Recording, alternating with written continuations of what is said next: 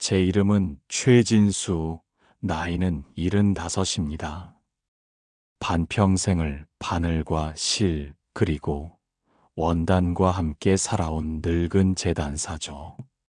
서울에서도 이제는 낡고 희미해져가는 변두리 골목에서 50년 넘게 양복점을 지켜왔습니다.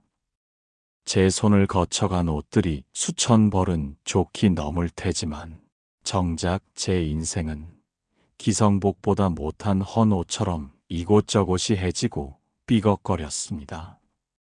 5년 전 아내가 지병으로 먼저 세상을 떴고 제 세상의 전부였던 하나뿐인 아들 민준이마저 3년 전 차가운 아스팔트 위에서 허망하게 제 곁을 떠나갔으니까요. 아들이 떠난 집은 소리가 사라졌습니다. 제 심장 소리마저 들리지 않는 텅 빈 집, 주인을 잃고 멈춰버린 재봉틀 위에는 먼지만 소복이 쌓여갔습니다. 제 시간은 그렇게 죽어 있었습니다. 아침에 눈을 뜨는 것이 고역이었고 밤에 눈을 감는 것이 유일한 안식이었습니다. 먼지 쌓인 아들 녀석의 방을 차마 열어보지도 못한 채 그저 남은 생을 산송장처럼 버텨내는 것, 그것이 제게 남겨진 전부라고 생각했습니다. 그런데 석 달 전부터 죽어있던 제게 이상한 버릇이 하나 생겼습니다. 저는 매일 아침 첫 차가 다니기 시작하는 시간에 맞춰 동대문 원단 시장으로 향하기 시작했습니다. 그것도 가장 비싸고 화려한 수입 원단만 파는 가게만 골라서요. 젊었을 적 국회의원 양복이라도 맞출 때나 큰 마음 먹고 만져보던 이탈리아산 실크, 프랑스산 레이스 같은 귀한 원단들을 저는 매일같이 아무렇지 않게 사들였습니다. 어르신, 이걸로 또 애들 옷 만드시게요? 요즘 경기도 안 좋은데 이렇게 비싼 걸로 만드셔서 남는 게 있으세요? 시장의 젊은 사장이 저를 딱하다는 듯 혹은 신기하다는 듯 물었지만 저는 그저 무표정하게 고개만 끄덕일 뿐이었죠. 그렇게 산 원단으로 저는 집으로 돌아와 밤새 옷을 만들었습니다. 제 손은 50년 세월의 기억을 놓지 않았습니다. 떨리는 손으로 바늘귀를 꿰고 뻑뻑한 무릎으로 재봉틀 페달을 밟았습니다. 하지만 제가 만드는 것은 신사복이 아니었습니다. 대여섯 살짜리 여자아이들이나 입을 법한 화려한 드레스와 그 나이대 남자아이들을 위한 앙증맞은 턱시도를요. 고요하던 골목에 밤마다 재봉틀 소리가 울려 퍼지자 동네 사람들은 수군거리기 시작했습니다. 평생을 근검절약하던 최 노인이 갑자기 어디서 저런 큰 돈이 났을까? 밤마다 잠도 안 자고 만드는 그 옷들은 대체 어디에 쓰는 걸까? 손님 하나 없는 양복점에 왜 저렇게 비싼 원단만 쌓여가는 걸까?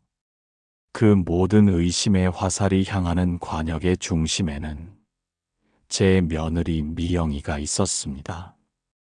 아들이 떠난 후 제게 남은 유일한 혈육이었지만 그 아이는 피부치의 정보다는 아들의 유산에 더 관심이 많은 아이였죠. 일주일에 한 번 손주 준서를 데리고 온다는 핑계로 제 집의 동태를 살피러 오는 것이 그 아이의 중요한 일과였습니다. 아버님, 요즘 돈을 어디서 이렇게 쓰세요? 작업실에 쌓인 원단들만 해도 몇백만 원은 되겠어요. 혹시 어디서 사채라도 쓰신 거예요? 미영이는 날카로운 눈으로 작업실을 훑으며 저를 취조하듯 말했습니다. 저는 대답할 가치를 느끼지 못하고 그저 묵묵히 재봉틀에 박음질을 계속할 뿐이었습니다. 제 침묵이 기름이라도 되는 듯 며느리의 의심은 더욱 시커먼 불길이 되어 타오르기 시작했습니다. 어느 날 미영이는 작정이라도 한 듯이 아침 일찍 들이닥쳤습니다. 그 아이의 손에는 은행에서 떼온 빳빳한 서류 봉투가 들려 있었죠. 아버님, 이거 보세요. 민준 씨 앞으로 나온 사망보험금 3억 원. 아버님이 야금야금 전부 인출해서 쓰고 계셨네요. 제가 그렇게 우리 준서 대학 등록금으로 써야 한다고 말씀드렸는데 도대체 이 돈으로 뭘 하시는 거예요? 며느리의 목소리는 얼음장보다 차갑고 칼날보다 날카로웠습니다. 저는 잠시 가위질을 멈추고 며느리를 돌아봤습니다. 제 눈빛에 그 아이가 움찔하는 것이 느껴졌습니다. 그 돈, 원래 내 아들 목숨값이다. 산 사람 입에 풀칠하라고 준 돈이 아니야. 내가 어떻게 쓰든 네가 상관할 바 아니다. 뭐라고요? 아버님, 지금 제정신이세요? 그 돈은 민준 씨가 저와 우리 준서를 위해 피땀 흘려 남긴 돈이라고요. 그런데 아버님이 그걸로 이렇게 쓸모없는 애들 옷이나 만들고 계시잖아요. 이러니 동네 사람들이 아버님 치매 걸렸다고 수군대는 거 아니에요. 그날 이후 며느리의 감시와 압박은 노골적으로 변했습니다. 제가 외출이라도 할라치면 그림자처럼 따라붙어 어디 가냐, 누구 만나냐, 돈은 얼마나 썼냐 묻기 시작했죠. 저는 제가 만든 옷들을 아무에게도 보여주지 않았습니다. 오동나무 장롱 가장 깊숙한 곳에 아들의 흔적처럼 제 회한처럼 차곡차곡 쌓아둘 뿐이었습니다. 며느리와의 갈등이 팽팽한 활시 위처럼 당겨지던 어느 날 오후였습니다. 답답한 마음에 잠시 바람이나 쐴까 싶어 동네 놀이터 벤치에 앉아 있는데 웬 아이 하나가 넘어져 피가 나는 무릎을 부여잡고 엉엉 울고 있었습니다.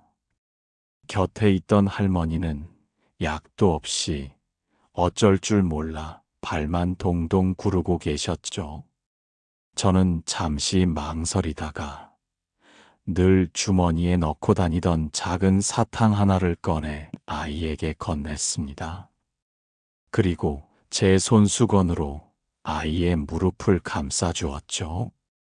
그런데 그 모습을 하필이면 장을 보고 오던 며느리가 멀리서 목격하고 만 겁니다.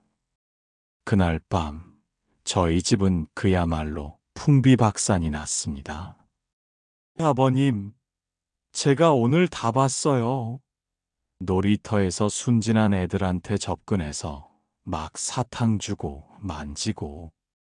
도대체 무슨 꿍꿍이세요?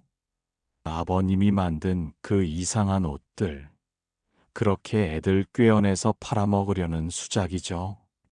아니면 더 끔찍한 생각이라도 하시는 거예요? 그만하거라. 내 입에서 어찌 그런 더러운 말이 나오느냐? 제가 뭘 그만해요? 아버님 때문에 우리 준서까지 이상한 애 취급받게 생겼다고요. 당장 그 쓸데없는 바느질 그만두지 않으시면 제가 아버님 성년후견인 신청해서 재산 전부 압류하고 곧장 정신병원에 쳐넣어 버릴 거예요. 며느리의 악다구니에 제 심장은 차갑게 식어버렸습니다. 더 이상 이 아이와는 대화가 통하지 않는다는 것을 깨달았습니다. 저는 그저 굳은 얼굴로 내일 아침 나와 같이 갈 곳이 있다 그 한마디만 남겼죠. 그곳에 가면 네가 궁금해하는 모든 것을 남김없이 보여주겠노라고. 며느리는 제 단호한 태도에 잠시 주춤했지만 이내 득의양양한 미소를 지었습니다. 아마 제가 드디어 두 손 두 발 다 들고 재산을 넘겨주려나 보다. 그런 기대를 하는 눈치였죠. 다음 날 아침, 저는 50년 된 양복 중 가장 아끼던 것을 꺼내 입었습니다. 그리고 장롱 깊숙한 곳에서 커다란 상자 하나를 꺼냈습니다. 며느리는 잔뜩 기대에 찬 얼굴로 화장까지 곱게 하고 저를 따라 나섰습니다. 우리가 도착한 곳은 고급 레스토랑도 변호사 사무실도 아니었습니다. 아들 민준이가 차가운 돌 아래 잠들어 있는 작은 추모 공원이었습니다. 아버님, 여긴 갑자기 왜? 당황해서 말을 잇지 못하는 며느리 앞에서 저는 말없이 상자를 열었습니다. 상자 안에는 지난 석 달간 제가 밤을 새워 만든 수십 벌의 아이들, 옷과 손때 묻어 너덜너덜해진 낡은 스케치북 한 권이 들어 있었습니다. 이게 다 뭐예요? 여기까지 와서 이걸 왜? 내 남편 민준이의 꿈이다. 저는 떨리는 손으로 스케치북을 펼쳤습니다. 그 안에는 민준이가 초등학생 시절부터 그려온 수백 장의 아동복 디자인이 서툴지만 천재적인 감각으로 빼곡하게 채워져 있었습니다. 민준이는 사실 양복쟁이인 아버지를 따라 세계적인 아동복 디자이너가 되는 것이 평생의 꿈이었습니다. 하지만 저는 불같은 성미를 가진 완고하고 무지한 아버지였습니다. 사내 자식이 무슨 계집애처럼 바느질이냐며 돈도 안 되는 짓 하지 말고 남들처럼 번듯한 대학 나와서 대기업에나 들어가라고 아들의 꿈을 모질게 짓밟았습니다. 아들이 몰래 사 모은 디자인 잡지들을 불태웠고 이 스케치북마저 빼앗아 불태우겠다고 협박까지 했었죠.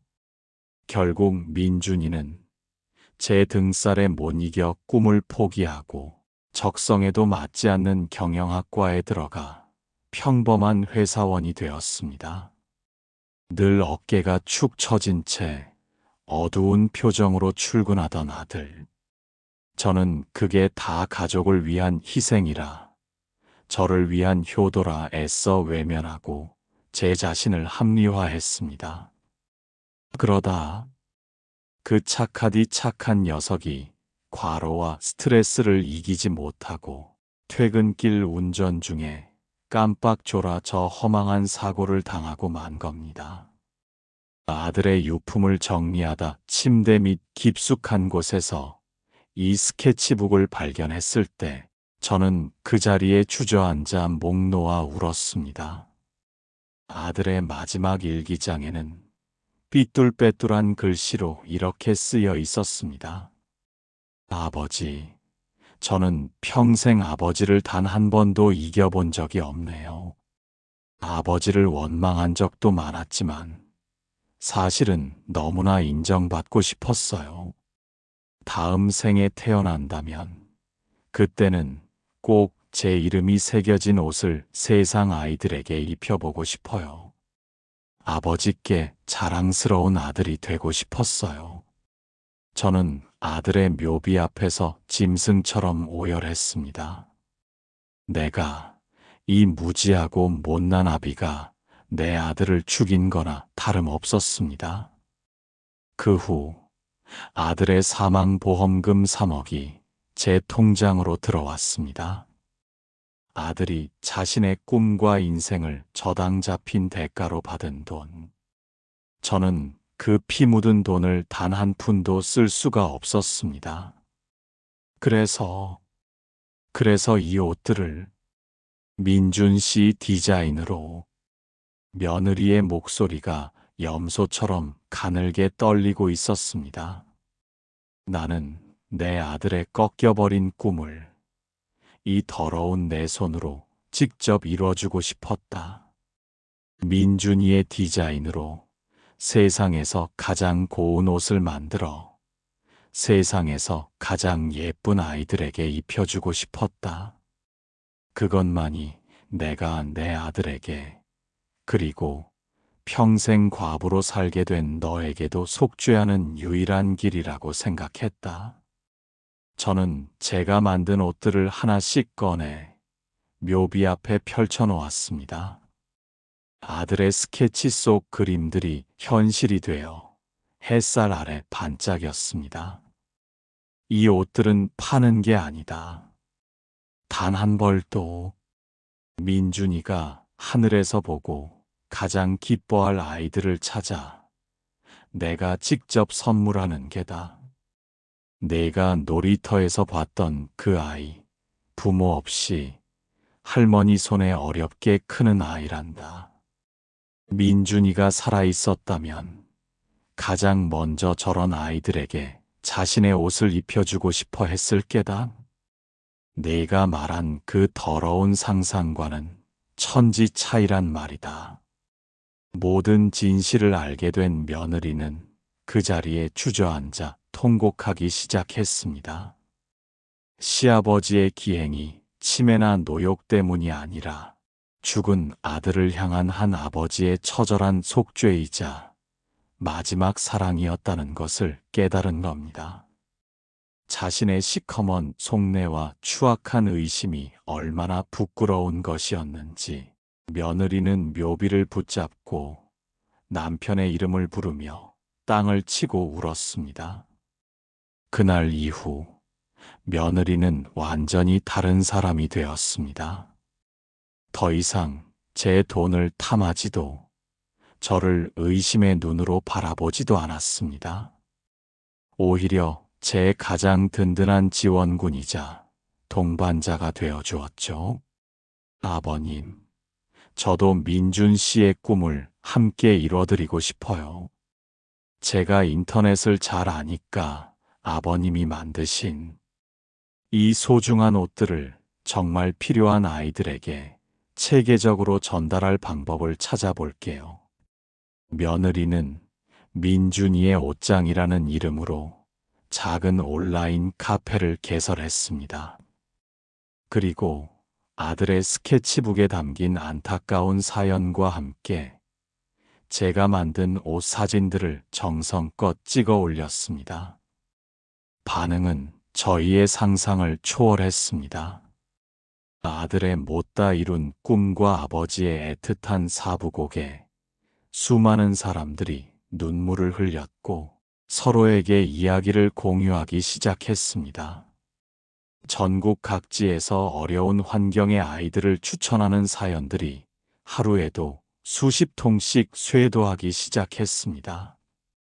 보육원, 미혼모 시설, 저소득층 가정, 그리고 소아암 병동까지 우리는 밤을 새워 사연을 읽고 민준이의 이름을 새긴 옷들을 정성껏 포장해 보내기 시작했습니다. 옷을 받은 아이들의 부모님들이 보내온 눈물 젖은 감사 편지와 아이들이 민준이의 옷을 입고 세상 가장 환하게 웃는 사진들이 매일같이 카페에 올라왔습니다. 어느 날 유독 기억에 남는 한 통의 편지가 도착했습니다. 소아암 항암 치료로 머리카락이 다 빠져 거울 보기를 두려워하고 병실 밖으로 한 발짝도 나가지 않으려던 5살 아이의 어머니가 보낸 편지였습니다. 어르신이 만들어주신 예쁜 모자가 달린 드레스를 입고 저희 아이가 3개월 만에 처음으로 스스로 병실 밖을 나섰습니다. 아이는 거울 앞에 서서 자기가 동화 속 공주님이 된 것 같다며 한참 동안이나 웃음을 멈추지 못했어요. 민주님의 못다 이룬 꿈이 저희 아이에게는 살아갈 희망과 용기가 되었습니다. 정말 감사합니다. 평생 이 은혜 잊지 않겠습니다. 그 편지를 읽으며 저와 며느리는 서로를 부둥켜 안고 한참을 소리내어 울었습니다. 아들의 목숨값이라 여겼던 차가운 3억 원은 그렇게 수많은 아이들의 웃음과 희망이 되어 다시 태어나고 있었습니다. 소문은 입소문을 타고 방송국에까지 알려졌습니다. 저희의 사연이 1시간짜리 휴먼 다큐멘터리로 제작되어 전국에 방영되었고, 그 후로는 더욱 놀랍고 기적 같은 일들이 벌어졌습니다. 방송을 본 전국의 은퇴한 재단사분들이 자신의 낡은 재봉틀을 들고 저희 작업실을 찾아와 기술을 기부하고 싶다고 하셨고, 한 대기업 원단 회사에서는 민준이의 옷장이 문을 닫는 날까지 모든 원단을 무상으로 후원하겠다는 약속을 해왔습니다. 작은 골목의 낡은 양복점이었던 제 작업실은 이제 민준이의 꿈을 짓는 공방이라는 이름의 작은 사회적 기업이 되어 수십 명의 자원봉사자들로 매일 북적였습니다. 손주 녀석도 주말마다 찾아와 옷에 달릴 단추를 고르고 포장을 도우며 "우리 아빠 정말 멋있지?" 라고 말하는 든든한 아들이 되었습니다. 며느리는 이제 저보다 더 열성적으로 이 일을 이끌어가는 어엿한 대표가 되었죠. 그리고 얼마 전 믿을 수 없는 일이 일어났습니다. 이탈리아의 한 유명 아동복 브랜드 본사에서 연락이 온 겁니다. 민준이의 디자인에 깊은 감명을 받았다며 정식으로 라이선스 계약을 맺고 민준 최MINJUN 초이라는 이름으로 전 세계의 브랜드를 론칭하고 싶다고요. 계약 조건은 수익금 전액을 전 세계의 불우한 아동들을 위한 기금으로 사용하는 것이었습니다.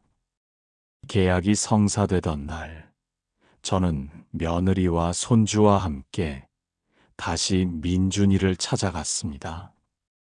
아들의 묘비 옆에는 세계적인 브랜드의 디자이너가 된 아들의 이름이 새겨진 작고 반짝이는 명패를 놓아주었습니다. "민준아, 보고 있느냐? 이제야 이 못난 아버지가 내게 진 빚을 조금이나마 갚은 것 같다. 하늘에서는 부디 네가 하고 싶었던 그 고운 옷들 마음껏 만들면서 행복해야 한다. 사랑한다, 내 아들아." 저는 더 이상 낡고 삐걱거리는 헌옷 같은 인생을 살지 않습니다. 제 아들 민준이가 짜놓은 세상에서 가장 따뜻하고 아름다운 희망이라는 옷을 입고 매일을 살아가고 있으니까요. 제 남은 시간은 이제 온전히 아들의 꿈을 세상에 펼치는 시간으로 채워질 겁니다. 제 재봉틀은 세상 모든 아이들이 행복의 옷을 입고 웃음 짓는 그날까지 결코 멈추지 않을 겁니다.